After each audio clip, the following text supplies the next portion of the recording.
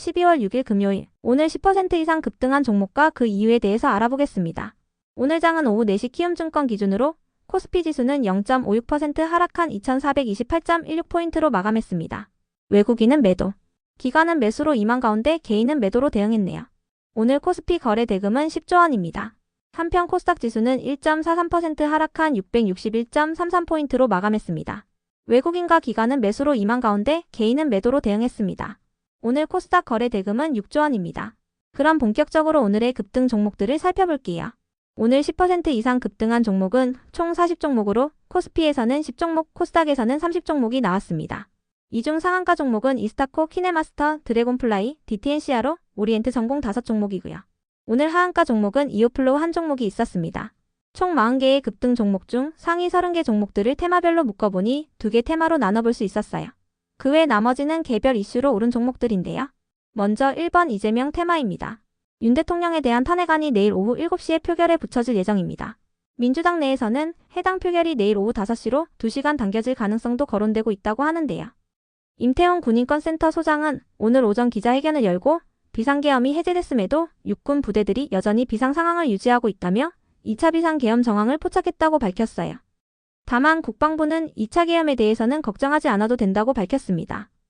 이 같은 분위기 속에서 윤 대통령의 퇴진 가능성이 지속 부각되며 이재명과 조국, 한동훈, 안철수 등의 정치인 관련주들이 시장에서 부각되었습니다.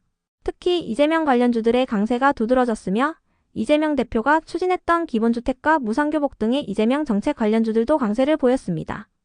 이 중에서도 삼보산업은 조국 관련주로 묶이는 종목인데요.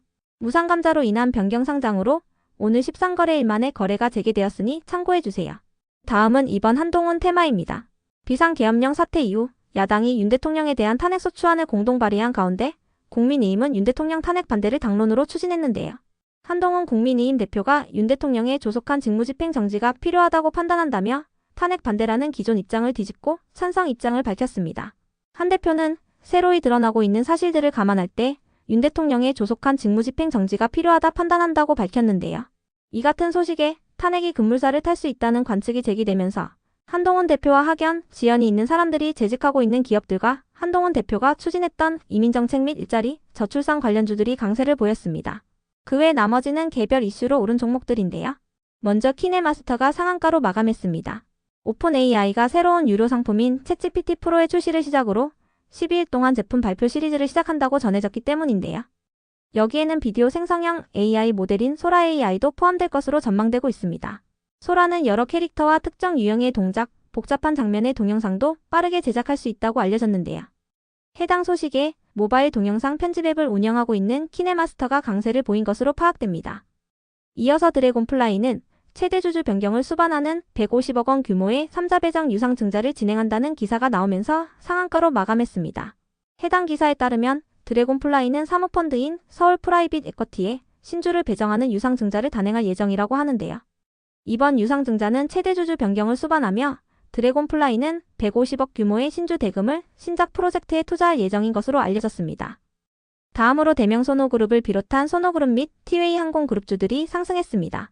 최근 대명 소노 시즌의 지주사인 소노 인터내셔널이 코스피 상장을 추진한다는 소식이 전해진 바 있는데요. 내년 상반기 중으로 상장하기 위해 준비하고 있으며 기업 가치는 3조 원으로 책정될 것으로 전망되고 있습니다. 다만 이와 관련하여 소노 인터내셔널의 관계자는 상장을 검토 중인 것은 맞지만 정확한 시기는 확정되지 않았다며 빠르면 내년 하반기, 늦으면 2026년 상반기를 목표로 추진하고 있다고 밝혔습니다.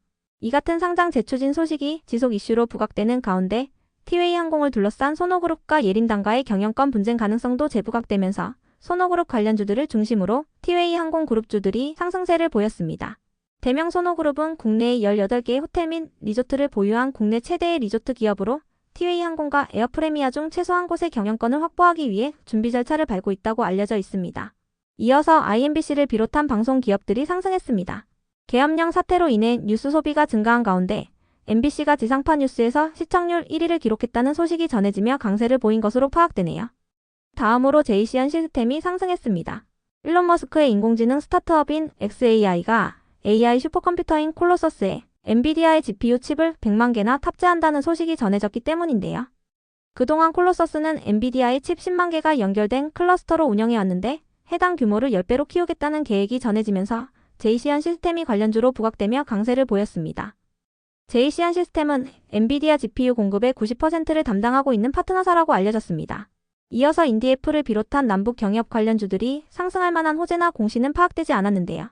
남북 경협 관련주들의 경우 최근 트럼프 측이 김정은 북한 국무위원장과의 직접 대화 추진을 검토하고 있다고 전해지면서 강세를 보인 바 있습니다. 그 밖에도 오늘 북한과 관련해서는 북한이 최고인민회의를 소집하고 개헌에 착수하기로 했다는 소식이 있었으니 참고해주세요. 한편 나노브릭의 급등 이유는 파악되지 않았습니다. 이어서 파미셀은 두산전자비지와 117억 원 규모의 공급 계약을 체결했다고 공시하면서 상승했습니다.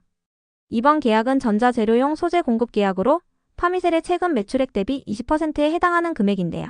계약 기간은 내년 2월 28일까지입니다. 끝으로 오늘은 하한가를 간 종목도 한 개가 있었습니다.